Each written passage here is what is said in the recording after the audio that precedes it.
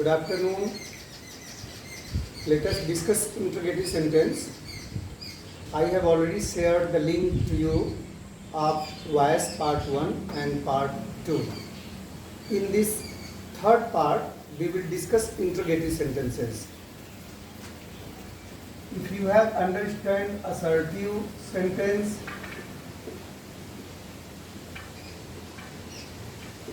then it will help you to understand interrogative sentences. As we know, interrogative sentence will be of two types.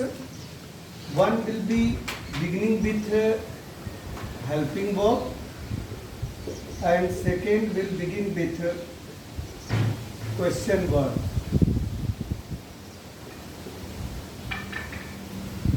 In helping verb, we have several helping verb like is, am, are, was, were, do, does, did, have, has, had, will, would, shall, should, can, could, may, might, and ought to. In question word, we have 9 question word: who, whom, whose, what, which, when, how, where, why. So let us understand the interrogative sentence.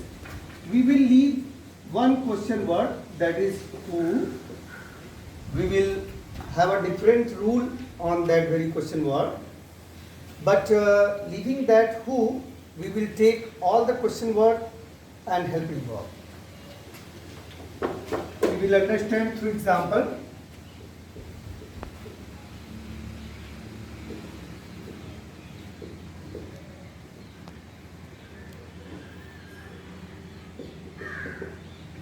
There is a sentence. If we look at the sentence, it is present and definite interrogative sentence. Do, does, subject, first form the verb. Me is there, that is indirect object, and your book, that is direct object. As per your desire, you can take this one as a subject or you can take this one as a subject. If you take direct object as a subject, so while copying indirect object, you have to use to before it. I have already shared the helping verb of passive voice, and the present indefinite passive voice helping verb is, am, are plus third form the verb. As it is interrogative sentence, first of all we will observe the condition of the object. Indirect object is me, and the nominative of me will be I, and with I we use helping verb am in present indefinite passive voice. So am, then nominative of I will be, me will be I, then third form the verb given, your book will be copied, and then at last we will change subject into object. The object of you will be you, question mark. So this is interrogative of present indefinite. Let us have another example.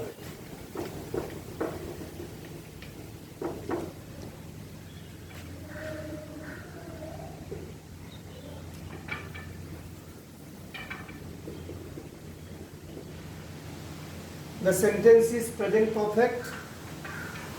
Have been, has been is the rule. This is object, and if we change it into nominative case, it will be it. With it we use helping verb have and has. So in have and has we will use has. First of all has, then nominative of it will be it, then been is left, third form is already there in perfect, done, then by, and you, object will be you. This will be a question mark. Let us have another example, that is beginning with question word. Rule will be same.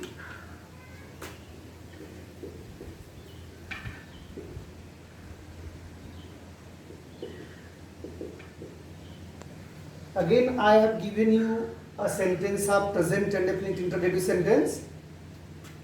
If the sentence begin with question word, simply you have to copy that question word, and in this way, how will be copied? Now remaining rule will be same. Object is this is singular number, Is, am, are, third form is the helping verb. A passive as this is singular number, so we will use is. Then this third form of the verb done. Then by, object of you will be you. In this way, we have observed that there is no effect of question word in interrogative sentence. Simply, we have to copy all the question words as it is. Let us have another example.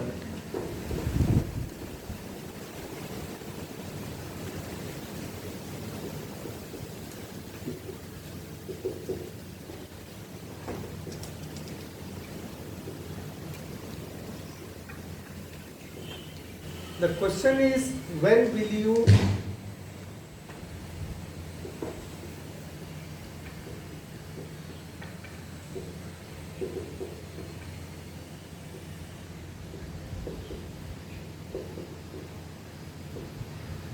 you read the poem? Tense is future, will be, shall be is the rule. When will be copied? Very simply, as we copied in the first sentence.